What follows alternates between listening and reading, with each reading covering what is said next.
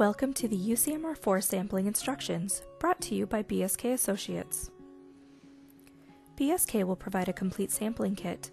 Upon receipt, verify the bottles in the chain of custody with your sampling schedule from SIDWRS. At least 24 hours prior to sampling, freeze the blue ice packs, and review these sampling instructions.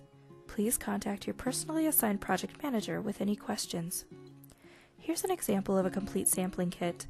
Please note that the number of bottles in your kit may vary due to the number of sites and required sampling. Complete kits will include packaging materials, gloves, chain of custody, and pre-labeled bottles. As noted, at least 24 hours prior to sampling, freeze the blue ice packs. Prior to all sampling at each location, be sure to flush the water system for 3 to 5 minutes. While the system is flushing, label each bottle with the sampling time. Use a permanent marker and let it dry to avoid smudging. And be sure to put on your sampling gloves. The first site we will discuss are the entry point samples. Here are the entry point bottles for AM1. As a reminder, these bottles are applicable for all water types: groundwater, surface water, and mixed water sources. We will go through each bottle individually. But first, you'll want to flush the water system for 3 to 5 minutes. First, we'll discuss EPA 530, the organic solvents. This 1 liter amber glass bottle has an orange label.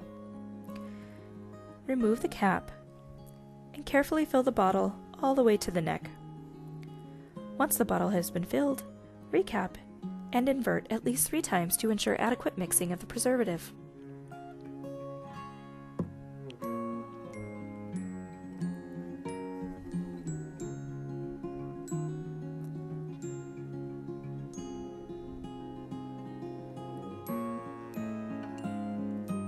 Next is EPA 541, the alcohols.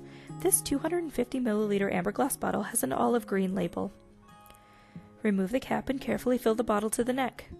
Once filled, cap the bottle and invert at least 3 times to ensure adequate mixing of the preservative. The third bottle is the metals bottle, EPA 200.8. It is a 250 milliliter plastic bottle with a red label. Remove the cap and carefully fill the bottle to the neck. Once filled, cap the bottle and invert at least 3 times to ensure adequate mixing of the preservative. The final bottle in this set is EPA 525.3, a 1 liter amber glass with a pink label. As with the others, remove the cap and carefully fill the bottle to the neck. Once filled, cap the bottle and invert at least 3 times to ensure adequate mixing of the preservative.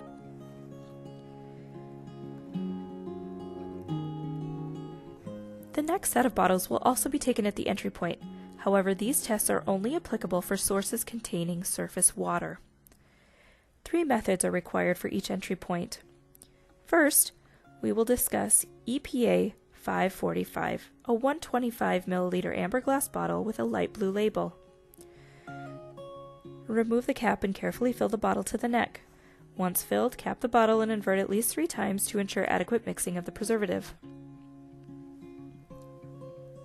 Next is EPA 544, a light tan labeled 500 milliliter amber glass bottle. Remove the cap and carefully fill the bottle to the neck. Once filled, cap the bottle and invert at least 3 times to ensure adequate mixing. Note EPA 544 will only be run with a positive finding of the next method we will discuss, EPA 546. 546 is the total microsistence and has a 250 milliliter amber glass bottle with a dark blue label. As with the other methods, remove the cap, carefully fill the bottle to the neck, and once filled, cap the bottle and invert at least 3 times to ensure adequate mixing of the preservative. The next sampling location we will discuss are the distribution system sites. There's only one method, EPA 552.3, which has a 250 milliliter amber glass bottle and a light purple label. As with the entry point sites, you'll want to flush the system for 3 to 5 minutes.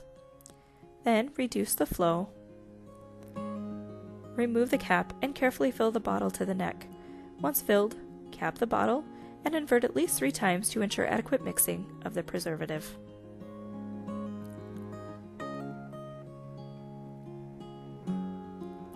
The final sampling location required for UCMR4 will be at your raw water locations.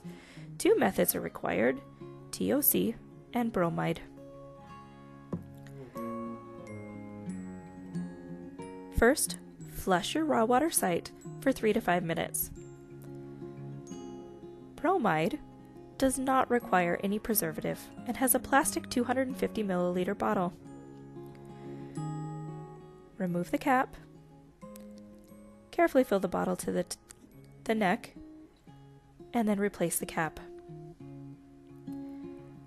The second and final sample taken at your raw water sites is for TOC, which requires 3 40 milliliter VOA vials.